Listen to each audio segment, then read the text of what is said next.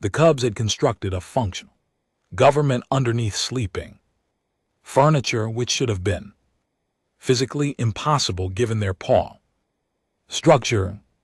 Let me back up because I know what you're thinking. You're thinking Vexthor has finally cracked under the pressure of managing 63 Predator Cubs on a deep space station.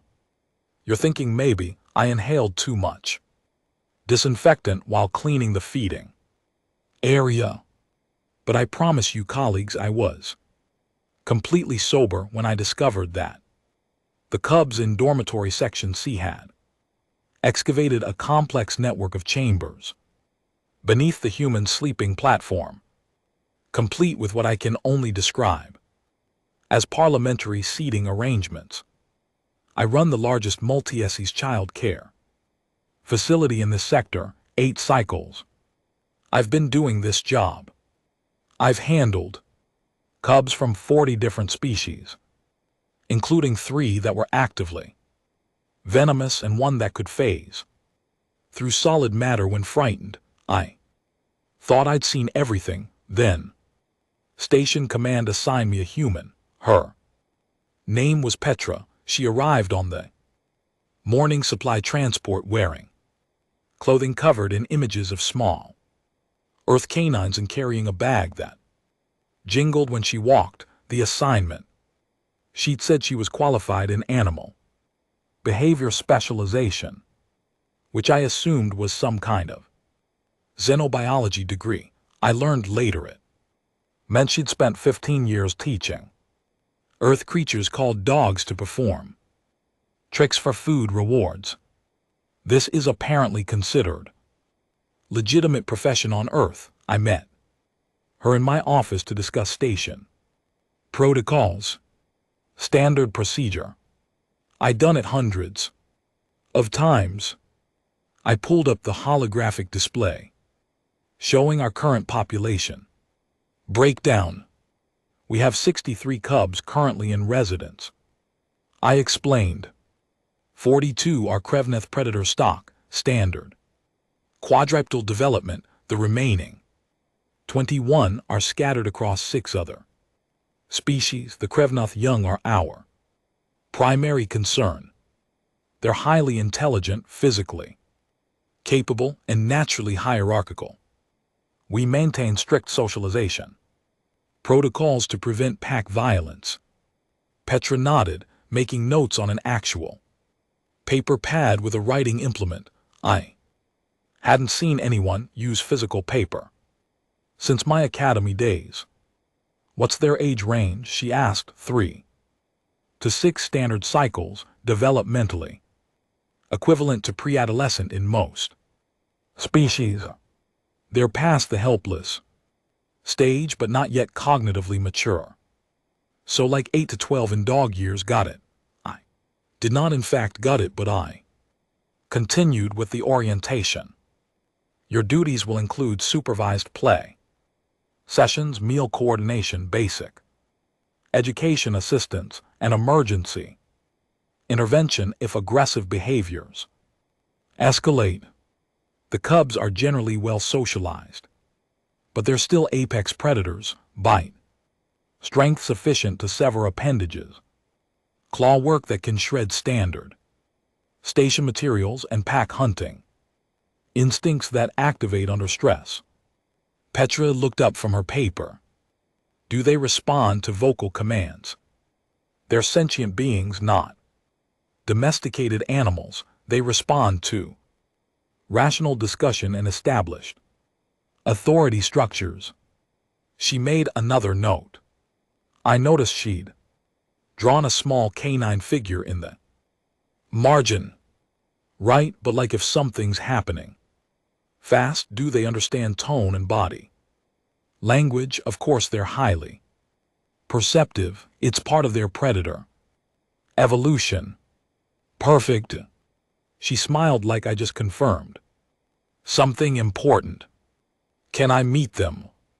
I should have recognized that smile as a warning sign. The cubs were in the main play area when we arrived. They were engaged in what appeared to be normal Activities, Rex, the largest male, was demonstrating pouncing techniques to a group of younger cubs. Sela and her cohort were practicing their stealth approaches using the climbing structures.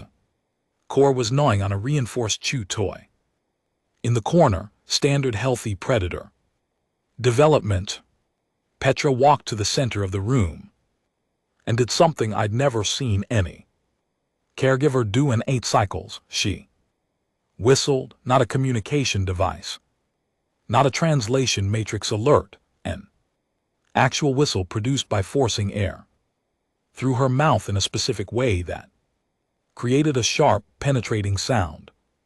Every single cub stopped what they were doing and looked at her. Sit, she said.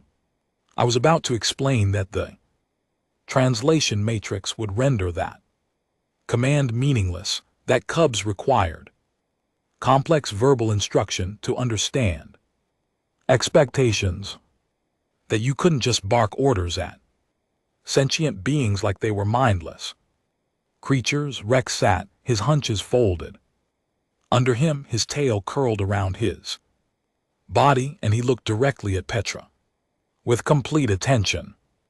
Then Sela sat, then Core, then every other cub in the room. 42 predators arranging themselves in a semicircle around this human who'd been on the station for exactly 12 minutes. Good, Petra said. She reached into her jingling bag and threw something small through the air. Rex caught it in his mouth. He began chewing with an expression I can only describe as blissful. What did you just give him? I demanded. Treat, dehydrated meat product, protein. Dense, size appropriate for his jaw structure. I brought 3 kilos of them. She threw more to the other cubs. They caught them with precision that suggested they'd been training for this moment their entire lives. You can't just feed them random substances. There are dietary protocols, nutritional requirements, allergy matrices. Already cleared it with medical. Send the ingredient list before I shipped out. She made a clicking sound with her tongue. Release. The cubs exploded back into activity. But something was different. They kept glancing back at Petra. They'd established her as something important in their social structure, something I'd never managed to achieve despite years of experience and multiple advanced degrees. How did you do that? I asked. Basic pack dynamics, there. Hierarchical, right? So you establish yourself as higher in the hierarchy. Clear commands, immediate rewards, consistent follow-through. It's the same method I used for teaching German Shepherds. These are not German Shepherds. No, but they're pack predators with similar social structures and reward motivated learning patterns. The specifics don't matter as much as the underlying psychology. She was watching Rex, who was now watching her. He's the alpha, isn't he? Or trying to be. We don't use dominance terminology. It's considered reductive. But he's the leader. He exhibits leadership behaviors. Yes, so he's the alpha. She pulled out her paper pad again. That's actually perfect. If I work with him, the others will follow his example. Pack structure flows from the top. I wanted to argue, but I couldn't. Clear's throat because she was right. The cubs did follow Rex's lead. We just never described it in such primitive terms. Over the next 3 days I watched Petra do impossible things. She taught the cubs to line up for meals without shoving. She taught them to respond to hand signals from across the room. She taught them a recall command that brought them running from wherever they'd wandered. She did it all with whistles, clicks, treats, and a completely unfounded confidence that These methods would work. And they did work. The cubs were calmer, more focused, more cooperative. Aggressive incidents dropped by 60%. The other caregivers started asking Petra for advice. I should have been pleased. Instead, I was deeply unsettled because I was watching a human apply animal training techniques to sentient beings, and the sentient beings were responding like it was exactly what they'd been waiting for. On the fourth day, I was doing evening rounds through the dormitory sections. Each section housed 12 to 15 cubs with sleeping platforms arranged around a central common area. I'd done these rounds thousands of times. Visual confirmation, environmental check, security sweep, routine. I was passing through Section C when I heard something odd, voices multiple, cubs speaking in low tones coming from underneath Petra's sleeping platform. The human had requested quarters in the dormitory section instead of staff housing. She claimed it would help her maintain pack presence overnight. I'd approved it because her daytime results were undeniable and because I was curious about human sleeping requirements. Now I was regretting that curiosity. I activated my wrist light and bent down to look under the platform. Standard clearance, maybe 40 cm of space between the platform base and the floor. Enough room for cleaning drones, but nothing else. Except there was something else. There was a hole, a carefully excavated tunnel leading down through the floor plating, and from that tunnel came the sound of cubs having what sounded distinctly like a meeting. I triggered my communicator. Creel, I need security to dormitory Section C immediately. What's the situation? Crevel's voice crackled back.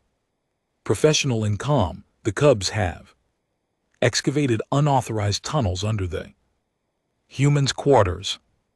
A pause. How far? I don't know. I need structural sensors and possibly excavation equipment. Creel arrived within minutes carrying portable scanner. She was Krebnath herself, which made her simultaneously the most and least appropriate person for this situation. Most appropriate because she understood predator-cub psychology. Least appropriate because she tended to be very defensive about her species' young. She ran the scanner over the floor. Her cranial ridge flushed dark blue, which I'd learned meant either anger or confusion. There's a chamber down there, she said slowly. Actually, multiple chambers connected by tunnels. It extends under most of this section. How long has this been going on? I have no idea. We inspect the dormitories daily, but we don't typically scan through the floor plating. The plating is reinforced titanium alloy. They shouldn't be able to scratch it, much less excavate through it. And yet, we stood there listening to the murmur of cub voices from beneath our feet. Should we go down? I asked. Creel shook her head. Tunnel diameter is too small for adult mass. We'd need to remove floor sections. Then we need to call the cubs out. Before I could issue the command, Petra emerged from the communal washing facility, her hair wet in a towel around her shoulders. She saw us standing near her sleeping platform and smiled. Oh good, you found it. You knew about this. I tried to keep my voice level. Of course, they've been working on it since my second night here. Classic denning behavior. Pack animals like enclosed spaces for social bonding. I figured as long as they weren't compromising structural integrity, it was healthy development. Creel's cranial ridge went from dark blue to almost black. They excavated through Militarira. Flooring, and you thought it was healthy. Well, they used proper engineering techniques. See how they've reinforced the tunnel entrance, and they're clearly maintaining ventilation. Otherwise, we'd smell the air quality issues. It's actually pretty impressive. Problem solving for their developmental stage. Their children, I said, living under the floor, having secret meetings. They're establishing pack hierarchy. Outside adult supervision, it's normal. Dogs do it too, just usually in basement, literal underground chambers. She knelt and made a clicking sound. Rax, can you come up here, please? There was a pause, then scraping sounds.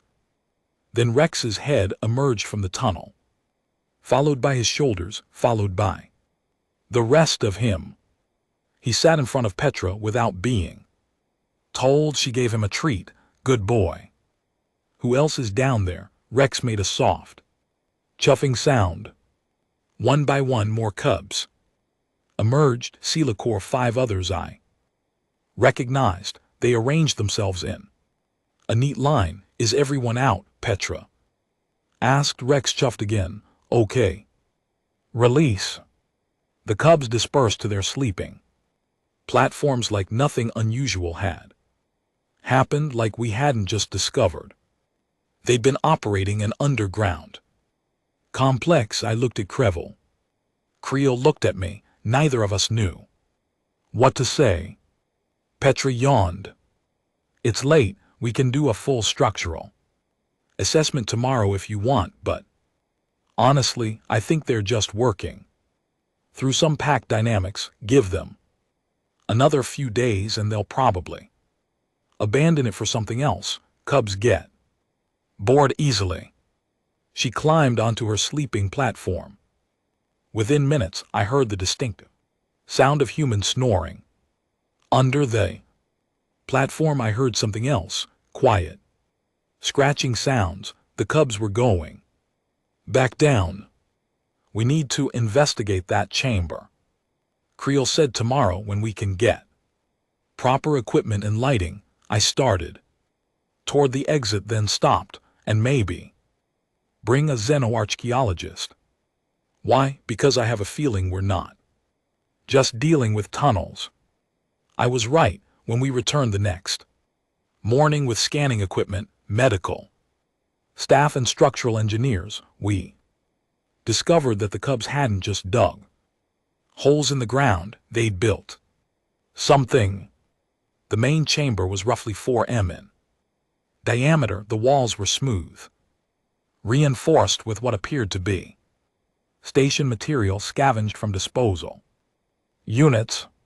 There were 8 smaller chambers branching off, each one clearly designated for a specific purpose. One held food stores, one held water, one held sleeping materials, and one held documents, not data files, not digital records, physical documents carved into sheets of compressed station material with cub claws.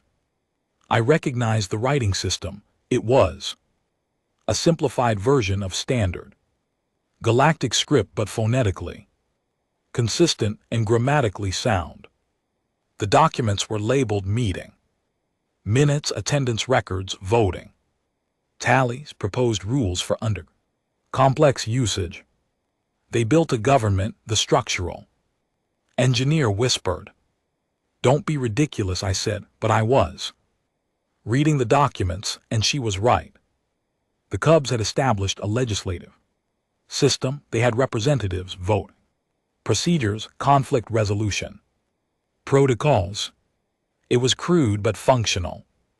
More than functional, it was sophisticated.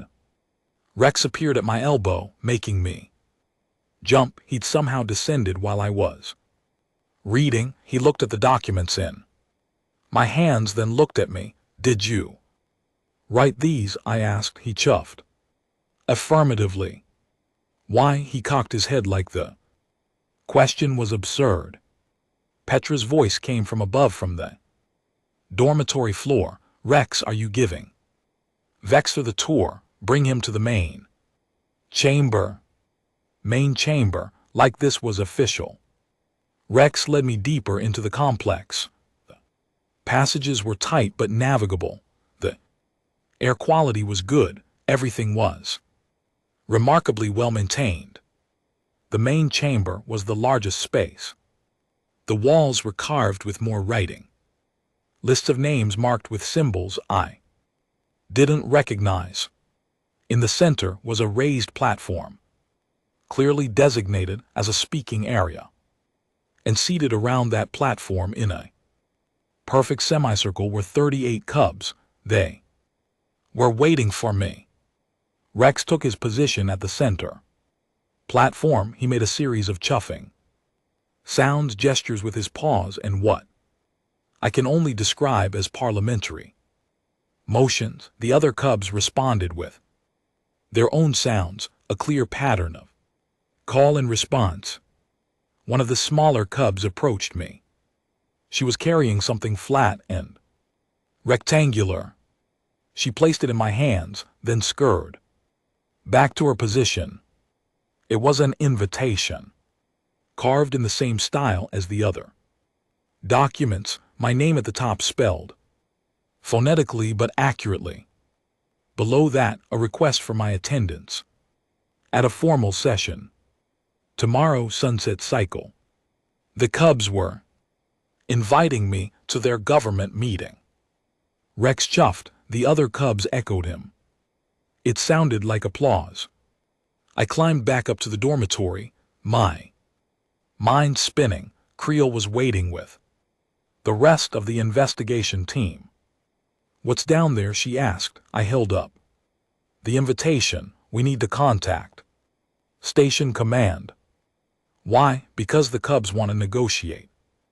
Dr. Mothin arrived within the hour, carrying enough scanning equipment to examine a small spacecraft. They were the station's leading xenopediatric specialist, which meant they'd spent 30 years studying developmental psychology across 40 species and had very strong opinions about proper child care protocols. Show me these documents, they said, not bothering with greetings. I handed over the carved invitation. Mothrin examined it with their scanner, then with their actual eyes, then with the scanner again. The linguistic structure is flawless.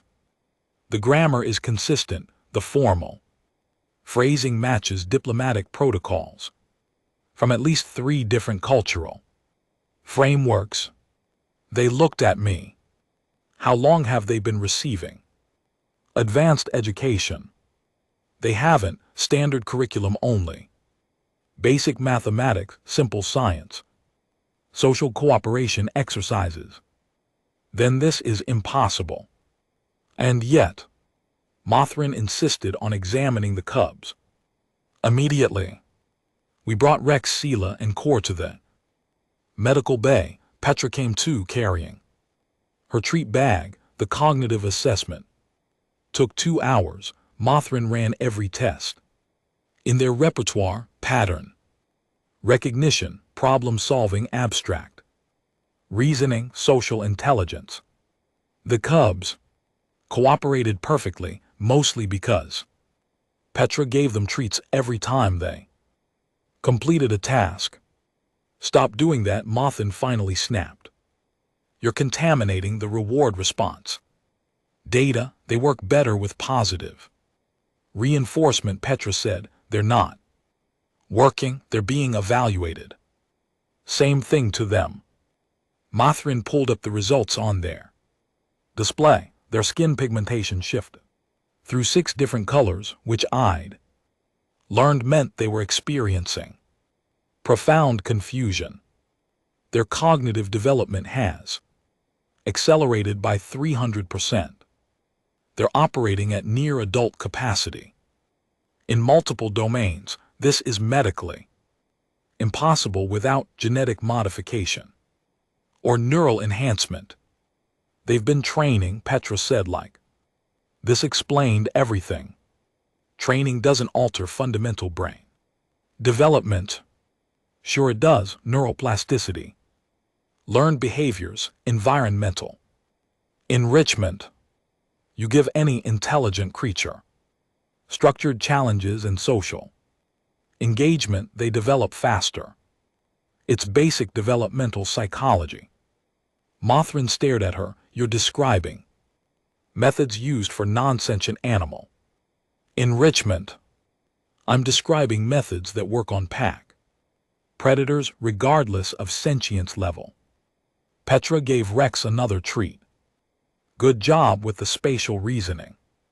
Tess buddy, Rex chuffed happily. I left them arguing and went back to the dormitory section. Krevel had brought in structural teams to assess the underground complex. They were trying to map the full extent of the excavation. How bad is it? I asked. Bad isn't the right word. Krevel pulled up a three-dimensional schematic. They've created a network of chambers spanning 40 meters. They've tapped into the environmental systems for ventilation. They've rerouted water from the recycling pipes. They've even installed lighting using salvaged equipment from the maintenance depot. That's all restricted access. How did they get the materials? We're checking security footage. It appears they've been conducting nighttime expeditions for the past 20 days. She zoomed in on one section of the map. This chamber here concerns me most. Why? Because it contains what appears to be a library. I went down again. This time I brought proper lighting and a recording device. The chamber Creel had indicated was in the deepest section farthest from the main entrance. The walls were lined with shelves and the shelves were filled with documents, hundreds of documents. I pulled one at random. It was a detailed description of station recycling protocols written in cub claw script. Another document contained meal schedules for the past month. Another held behavioral observations of adult crew members, including myself. They'd been studying us. Sela appeared beside me. I was getting used to cubs materializing from nowhere. You're documenting everything, I said. She chuffed affirmatively. Why? She picked up a specific document and held it out to me. The title read, Human Behavioral Patterns and Their Application to Pack Management. I read it. The cubs had been observing Petra. They documented her training methods, her communication patterns, her reward systems. They'd analyzed why her techniques worked, and then they'd applied those techniques to their own social organization. They'd reverse engineered pack dynamics and built a government from it. This is incredible, I whispered. Sela chuffed again. She led me to another section. The walls here were covered in what looked like legislative documents, proposed rules for the ESU underground complex, voting procedures, conflict resolution systems, all of it based on the hierarchical structure Petra had established but adapted for cub society. At the bottom of one document there was a formal request, written in careful script, signed by all 38 cubs currently living in Section C. They were petitioning for official station recognition of their underground complex as a legitimate civic organization. I climbed back up with the petition in my hands. Mothrin and Petra were still in the medical bay, still arguing about developmental psychology. Creel was coordinating with the structural teams. I triggered my communicator. This is Vexthor. I need an emergency. Meeting with station command. What's the situation? The communications officer asked. The Cubs are requesting citizenship rights. Silence. Then please repeat that. Cubs have formed a government. They've written a constitution. They're asking for formal recognition under station law. More silence. Finally, Ambassador Tolv is being notified. Stand by. I stood there in the dormitory holding a document carved by predator cubs, listening to them conduct legislative business under the floor. Petra walked up beside me. This is good, right? They're developing organizational skills, civic responsibility, democratic participation. That's advanced socialization. Their children living in an illegal underground complex running in unsanctioned government. Sure, but they're doing it really well.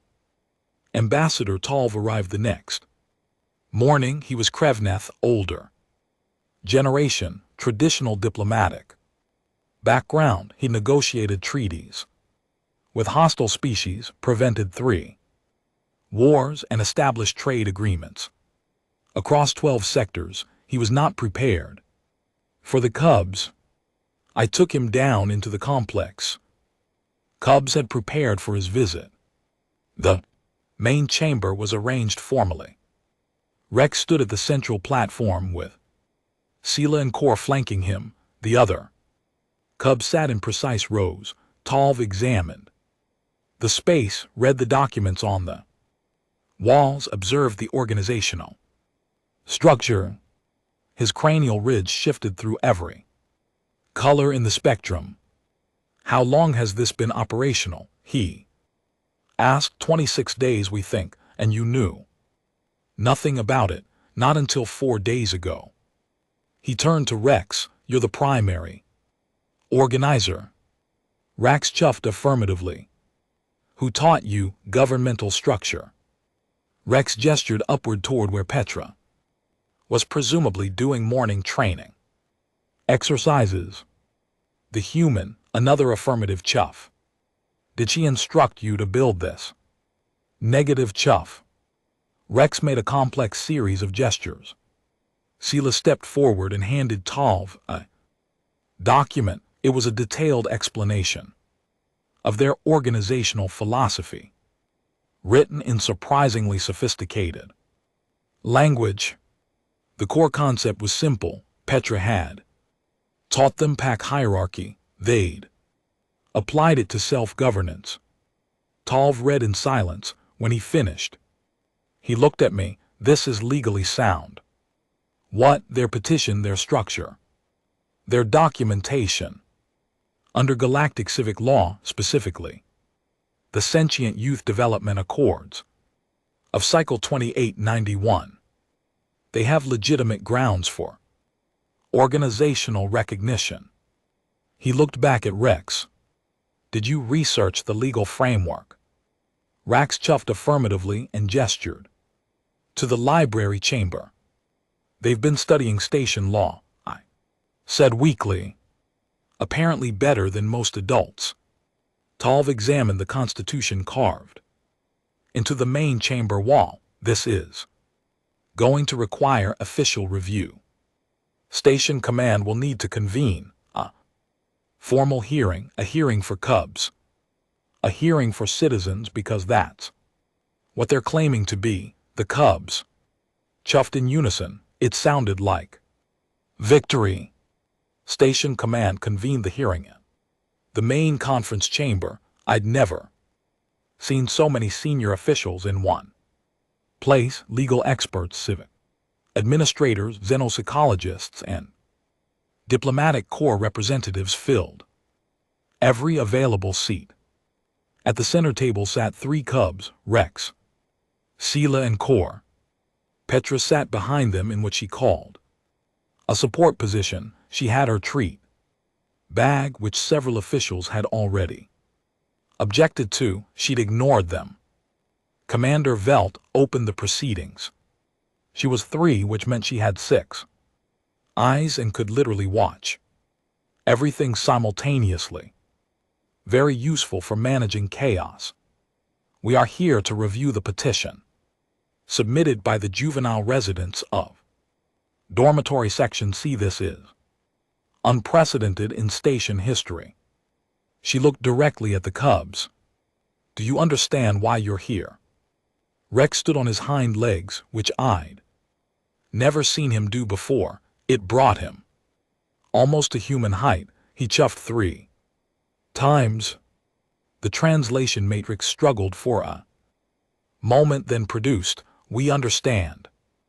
We request recognition as organized civic entity under station law. Your children," Velt said flatly, "children don't form governments." Sela stood next. "We are sentient beings, engaged in cooperative social organization. Station law does not specify a requirements for civic assembly."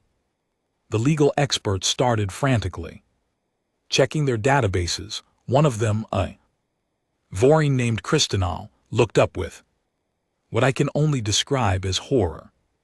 "She's correct. The civic assembly protocols contain no age restrictions." Velt's primary eyes narrowed. "The protocols assume adult participants. Assumption is not legal specification." Core added, standing beside his companions. I watched senior officials realize they were being argued by cubs who should have been playing with chew toys. "Let's approach this differently," said Mothrin, who'd been invited as an expert witness. "Your cognitive assessments show accelerated development, but you're still pre-adolescent. You lack the emotional regulation and judgment capacity required for self-governance." Rex pulled a document from the satchel Sela was carrying. Yes, they'd brought documentation. He placed it on the UA table. "Incident reports for Section C dormitory.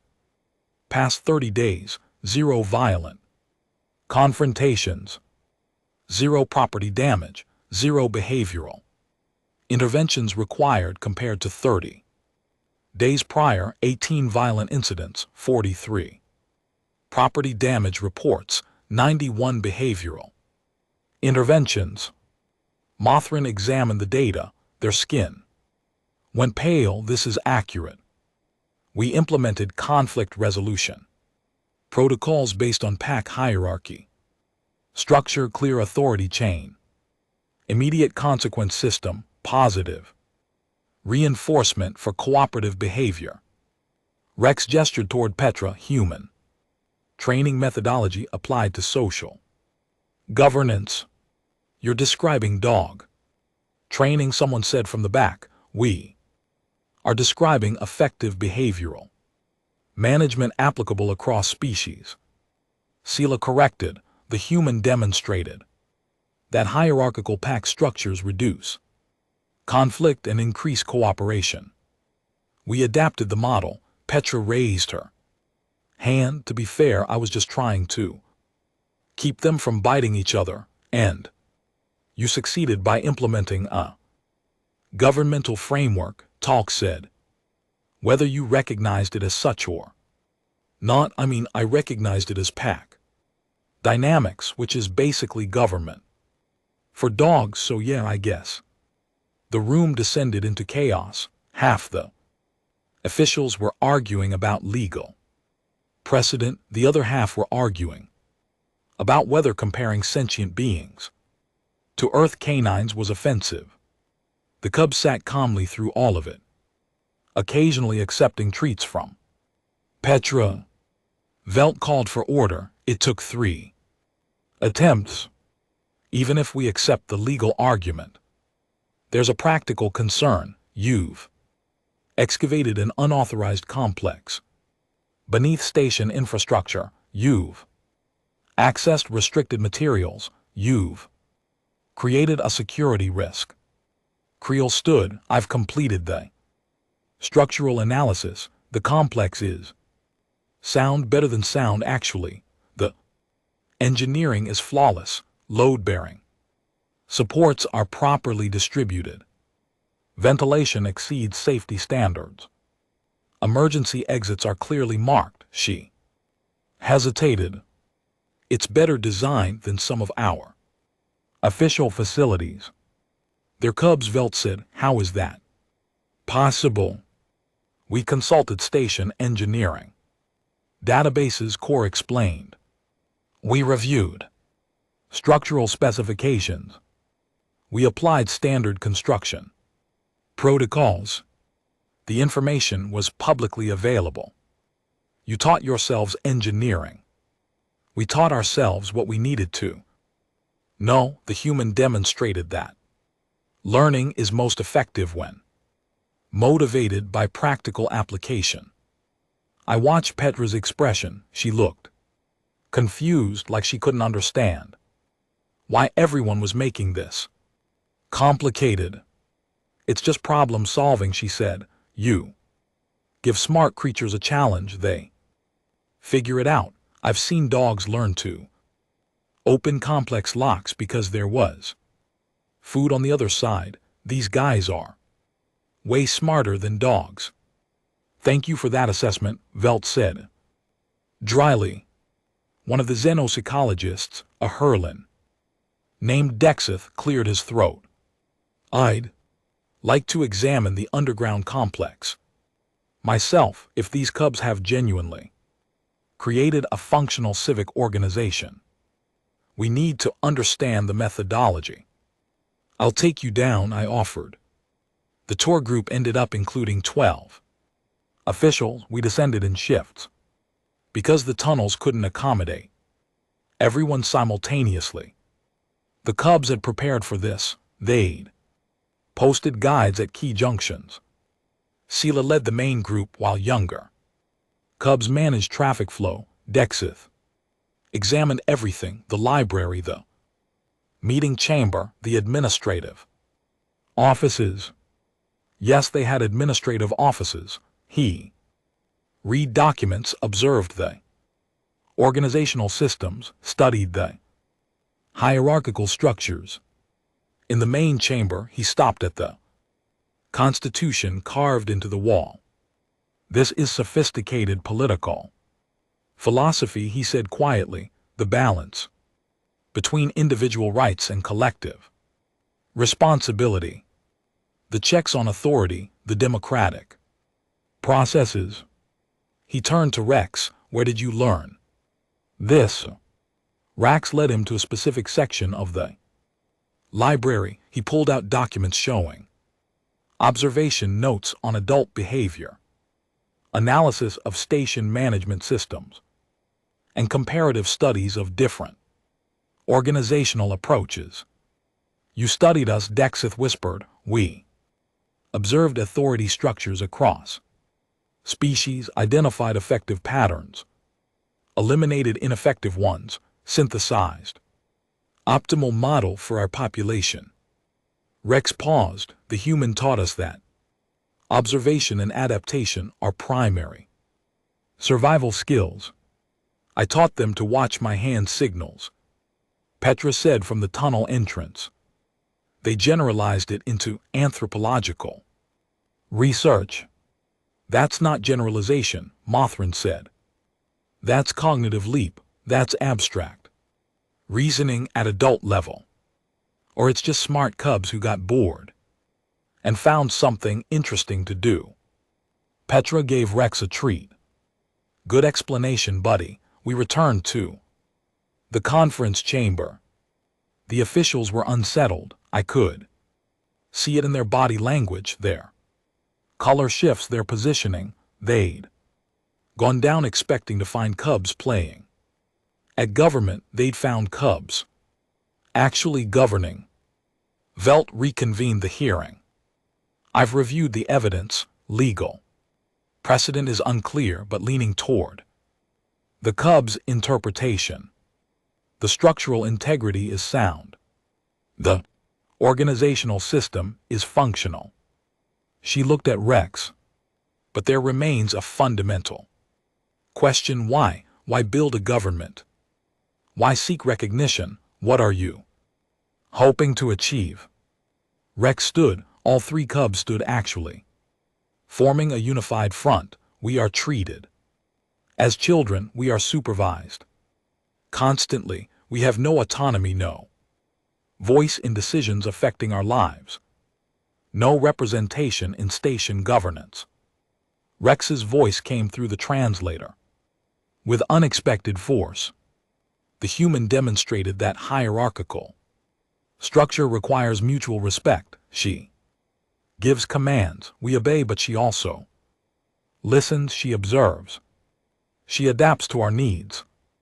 We want the same relationship with station authority. Sela continued. Recognition as organized entity grants us formal voice, allows us to participate in governance rather than simply being governed. We are not requesting independence, Core added, we are requesting partnership. The room was silent. You want representation.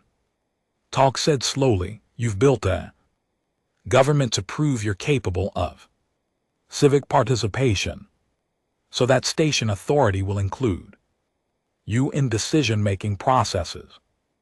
Yes, that's remarkably mature reasoning. The human taught us that respect is earned through demonstrated capability. We have demonstrated capability. Petra looked uncomfortable. I just taught them to sit when I whistle. You taught them that clear communication and consistent behavior earn trust. Rex said we applied the principle to larger social context.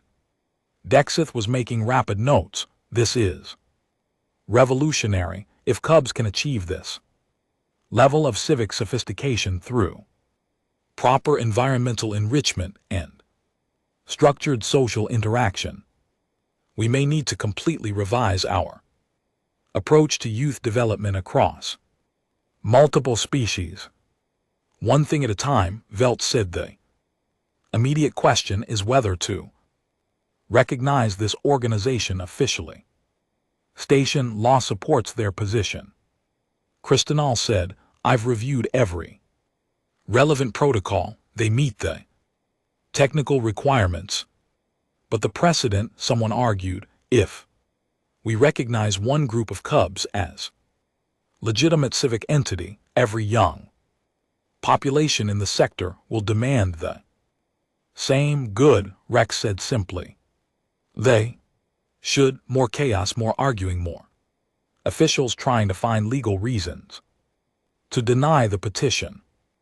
Velt finally raised all 6 hands for silence. This requires review by the Galactic Child Care Standards Board. This is beyond station authority. When will they arrive? I asked. They're already en route, should dock within 3 cycles. The cubs chuffed in unison. Rax looked directly at me. We will prepare formal presentation, he said through the translator. Of course you will, I muttered. The hearing adjourned. Officials filed out, still arguing. Petra distributed treats to the cubs like she'd just finished a normal training session. You did good, she told them. Very good, sit and stay during the boring parts. Cubs had just argued complex political philosophy with senior station officials. Petra was praising them for not fidgeting. Somehow that felt exactly right. The Galactic Child Care Standards Board arrived with enough documentation to fill a cargo bay. 3 representatives from different species, each one carrying the weight of sector-wide youth development policy. They requested immediate access to the cubs in their underground complex. I met them at the docking port. Lead representative was a Thavan named Quinara, whose species was known for obsessive attention to detail and an inability to tolerate inefficiency. She did not look pleased to be here. This is highly irregular, she said by way of greeting. Cubs do not form governments. Cubs do not petition for civic recognition. Cubs certainly do not build underground legislative complexes. And yet I said, because apparently that was my catchphrase. Now, the other two representatives were Mordech, a Vorian legal specialist, and Thress, a Herlin developmental psychologist. They'd all reviewed the preliminary reports during transit. None of them believed the reports were accurate. Take us to the Cubs, Quinara demanded. I led them to the main play area. Cubs were engaged in what Petra called morning session. She had them running through an obstacle course while responding to voice commands and hand signals. Rex dropped. Petra called. Rex immediately flattened himself to the ground. Sela recall. Sela abandoned the climbing structure and sprinted to Petra's side, sliding to a perfect sit. All Cubs formation. Every Cub in the room moved into a precise semicircle, 42 predators, arranging themselves like they'd been doing drill exercises their entire lives. Quinara's cranial spines flared. That's not normal Cub behavior. It's pack behavior, Petra said. Cheerfully. Release. The Cubs scattered back to play. This is Petra. She's the human, I said to the board representatives. The animal trainer, Mordech said, examining his data pad. Dog trainer. Specifically, Petra corrected, though I've worked with other species. You applied animal training techniques to sentient beings, Thress said. Carefully, I applied behavioral science to intelligent pack predators. Same principles work across the board, she whistled sharply. Rex, come introduce yourself. Rex trotted over and sat in front of the board representatives. He chuffed politely. He's greeting you, Petra explained. We would like to see the underground complex, Quinara said, ignoring Rex completely. Rex's ears flattened. He was offended. The Cubs have prepared a formal presentation, I said quickly. They're expecting you in the main chamber at midday. We don't need a presentation. We need an inspection. With respect, Tovik said, appearing from the corridor. You're here to evaluate their petition for civic recognition. That requires hearing their case. Quinara's spines flared again, but she nodded. Fine. Midday. The Cubs had transformed the main chamber. They'd installed better lighting. They'd arranged seating for the board representatives. They'd prepared visual aids consisting of carved diagrams mounted on the walls. Rex stood at the central platform with Sela and Core flanking him. The other 35 Cubs sat in precise rows behind them. Quinara took her seat with obvious skepticism. Proceed, Rex began the translation. Matrix rendered his chuffs into clear, formal language. Thank you for attending. We are the Organized Youth Assembly of Dormitory Section C. We have petitioned for recognition as legitimate civic entity. Under station law, our presentation will demonstrate our organizational capacity, civic responsibility, and commitment to cooperative governance. He gestured to Sela, who stepped forward with documentation. Our assembly formed 28 days ago. Following the arrival of human specialist Petra, she implemented hierarchical pack structure to reduce conflict. We observed effectiveness of clear authority chains, immediate feedback systems, and reward-based behavioral reinforcement. Core took over. We analyzed the methodology. We identified underlying principles applicable to self-governance. We implemented democratic processes based on pack hierarchy model. Results include 96% reduction in violent incidents, complete elimination of property damage, and 100% participation in civic processes. The board representatives were taking notes, furious notes. Rex continued with specific examples. He described their legislative process, showing how they developed rules through group discussion and voting. He explained their conflict resolution system. He detailed their resource management, proving they could maintain infrastructure independently. We are not requesting independence, Rex emphasized. We are requesting partnership. We recognize adult authority. We recognize need for supervision, but we also recognize our capability for meaningful civic participation. Sela presented comparative data, Cubs in other dormitory sections versus Cubs in Section C. The differences were striking. Section C showed higher cooperation rates, better emotional regulation, improved learning outcomes.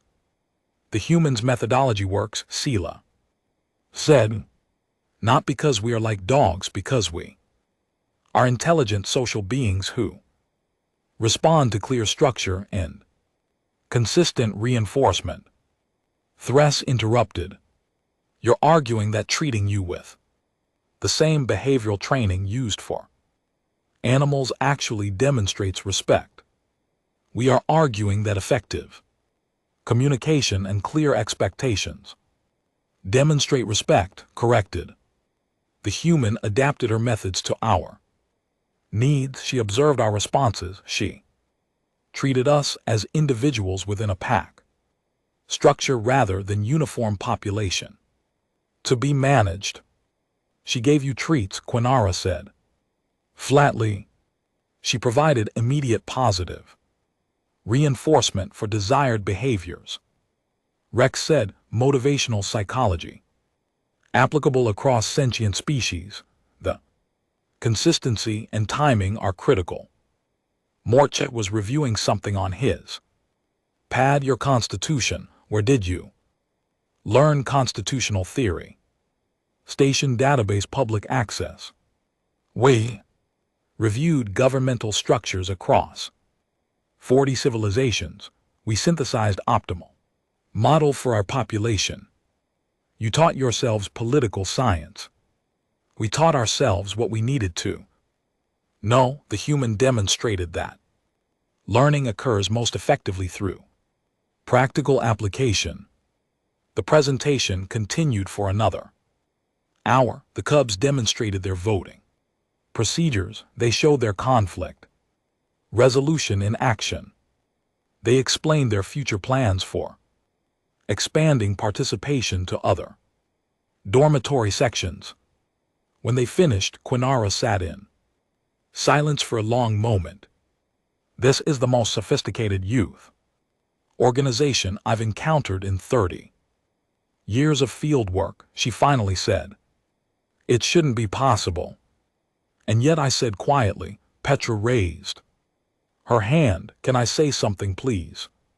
It's not animal training, it's behavioral science. These Cubs are smart. Same principles apply because intelligence is intelligence.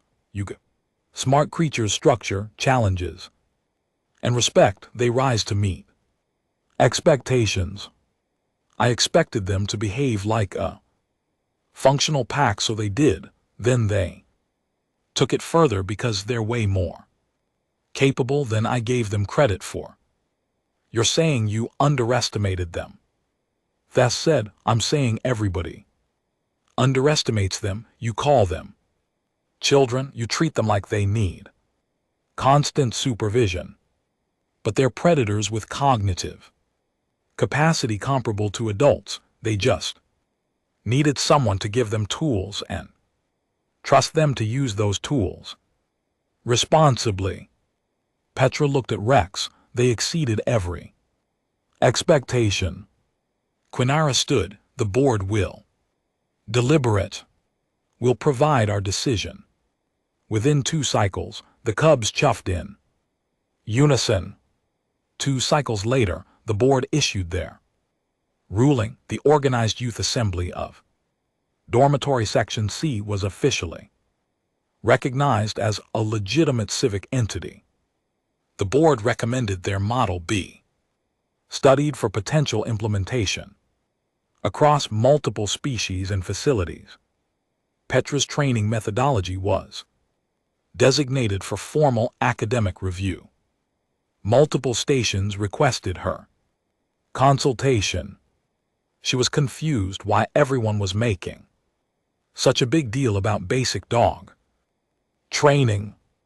The Cubs expanded their assembly to include participants from other dormitory sections. Within a month, they had representatives from 15 different species. The underground complex became an official civic space with proper safety protocols. Station protocols were revised. Youth representation was added to administrative committees. Cubs gained formal voice in decisions affecting their care and education. I watched it all unfold with something between pride and existential crisis. My entire career had been based on child care theories that a human dog trainer had inadvertently revolutionized in less than 30 days. On the morning the new protocols went into effect, I found Petra in the play area doing morning session, same routine she'd been doing since day one. Whistle commands, hand signals, treats for good behavior. You changed everything, I told her. She looked up, genuinely puzzled. I just taught them to sit. You taught them they were capable of more than we thought possible. Well, yeah, they're smart. Anyone could see that. She threw a treat to Rex, who caught it perfectly. Good leadership, buddy. Rex chuffed happily and returned to supervising the younger Cub's obstacle course training. The Cub who'd built a government under the floor was making sure everyone got their exercise time. Petra gave me a treat bag. Here, you should work with them more directly. They respect you, but they need to see you as part of the pack. I took the bag. Inside were standard protein treats, exactly the kind I'd spent 8 cycles trying to replace with nutritionally optimized alternatives. How do I start? I asked. Call Rex over. Tell him to sit. When he does, give him a treat and say goodbye. It's that simple. It wasn't simple. Nothing about this was simple, but I whistled. Rex came. I told him to sit. He sat. I gave him a treat. Good boy. His tail wagged. Somewhere beneath us, 38 Cubs were probably conducting legislative business, but up here in the morning light, we were just a pack working on the basics. Petra smiled. See, you're a natural. I wasn't, but maybe that was the point. The Cubs didn't need natural talent. They needed someone to believe they could do more. The human had believed, and they'd built a civilization in response.